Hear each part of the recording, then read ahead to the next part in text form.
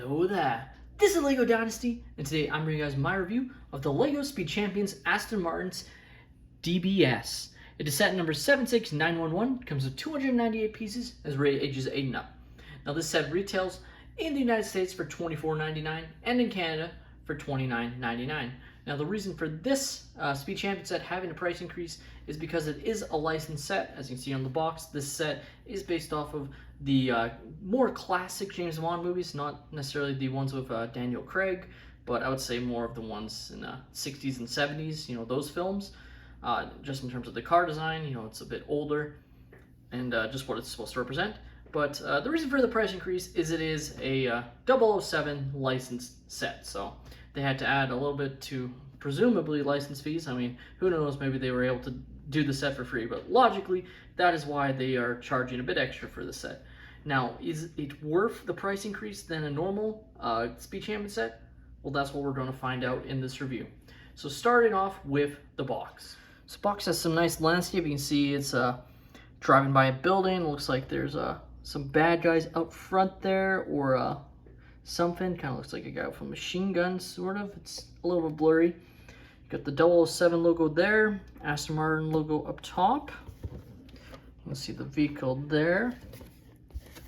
Then you got some more nice scenery in the back there. Looks very nice. The actual car. I'm not entirely positive which movie this vehicle is based off of, but this is most likely a picture from one of the films. And you can see a rendering of the car in the landscape. You can see James Bond inside. Looks very nice. The interesting thing is for not having a character, like having a licensed character, they don't list the name on the box of it being James Bond, even though it is James Bond. Now, before we get into the minifigure or the Aston Martin itself, I figured I'd show off the extra pieces and the extra stickers you have in the set. As you can see, you get quite a few nice of the kind of chromish 1x3 plates here. A couple other chrome pieces as well, like a 1x1 chrome piece.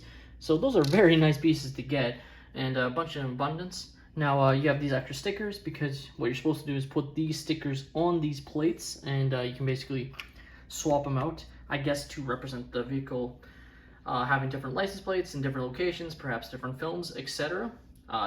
Now I opted not to do that. I opted to keep these plates clean, but just in the instruction manual they tell you to add these extra plates, and I'll show off the stickers. You can see what they are, and I'll show off where they go on the vehicle as well. So one of the vehicles already has gotten the license plates, but these are just ones you can swap it out with. Now moving on to our main minifigure, well, only minifigure of the set, we have James Bond. He's in his typical tuxedo, as you can see. He looks excellent. He's got the nice slick blondish hair there, and his accessory is a wrench. So that's probably my main disappointment, is the fact that they didn't give him a gun. I know why they didn't, but I still would have liked if they gave him, you know, a pistol, you know, just one of the Lego guns they've had, because they've created actual Lego guns before. They could have just gave him one, because he's a secret agent and he shoots people. Like, it's not that deep. I know that they're marketing this as 8+ set, but it would have been nice if they included a weapon, I think, for him rather than just a wrench. Though I'm sure he could use a wrench as well. But in terms of the rest of the minifigure, you can see it's got some okay back printing. Like I said with the Vin Diesel minifigure for the Fast and Furious set, I would consider these figures definitely way less like printed. Like in terms of like cool printing designs, I prefer the race car driver printing way more than these licensed figures, and it's why I would have liked to see either a second character included or whatnot. And the same goes for this figure.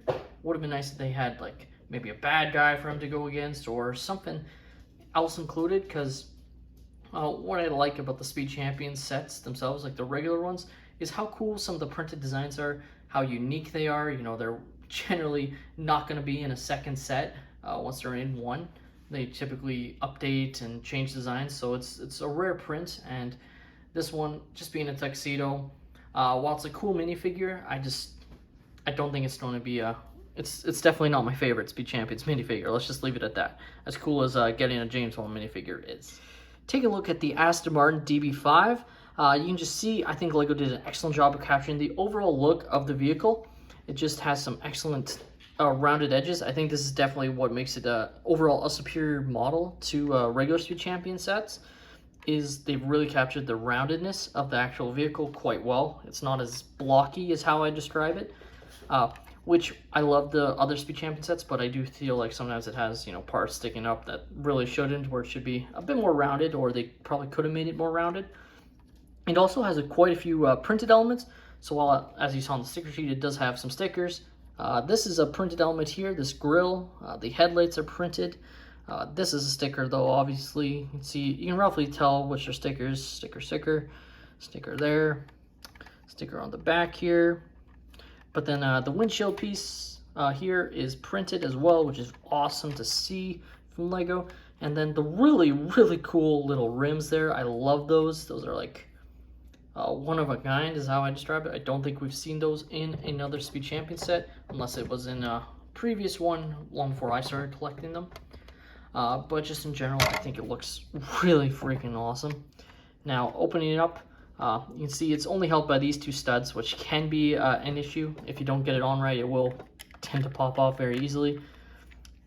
But you can see there are two seats. You can fit a second character inside if you'd like. But I'll just put in Mr. Bond inside, just like so. And there we go. We have him kind of saluting there. Is how I had to angle his arm in order to fit him inside, unfortunately. But it's okay. Him just like maybe blocking out the sun, blocking out the haters, is how I'd say he's looking in that. But it looks awesome just all throughout. I love being able to see him in the back. Sometimes you can't do that on other Speed Champion sets with how their windshields are. So seeing him in the back looks awesome. Just in general, really cool little Speed Champions model. And we'll just pop him out just to show off the inside. There's no like stickers or printed elements to represent the seats, unfortunately. There's the sticker there to represent the shifter, which looks really cool. And that is the Aston Martin DB5. The Aston Martin DB5 is an awesome addition to the Speed Champions lineup, and is a interesting kind of experiment by LEGO by bringing in these licensed sets. Now, just like I said with the Fast and Furious set with Vin's Dodge Charger, overall I think it's really cool of LEGO to bring in these licensed sets from these very awesome or very popular movies, and I think it's something they should continue. Having said that, I do think they need to find something else of value to add to these sets, either a second minifigure or extra scenery, or just something for these sets to do, because I feel like with the $5 increase on these Speed Champion sets, I don't think you're getting the same value as you get in a regular Speed Champion set, especially when you compare, you know, some of the printed torsos and whatnot. I just think a lot of those figures are definitely superior to the ones we got in these two licensed sets, which is unfortunate. And while it's cool to get these named characters as actual LEGO minifigures, I still think there should be something else to truly make it worthwhile to pick these sets up. Otherwise, I think your better bet is to wait for these sets to go on sale, and they'll likely only ever, unless they go on clearance in the United States, they never really go on clearance here in Canada, unless you live in a certain area that isn't as big of a LEGO community as it is here in Alberta. But if you can get it like on a clearance, or even just on a discount where it's about the same price of a regular Speed Champion set, that I feel would be a fair value than what paying full price for the set is.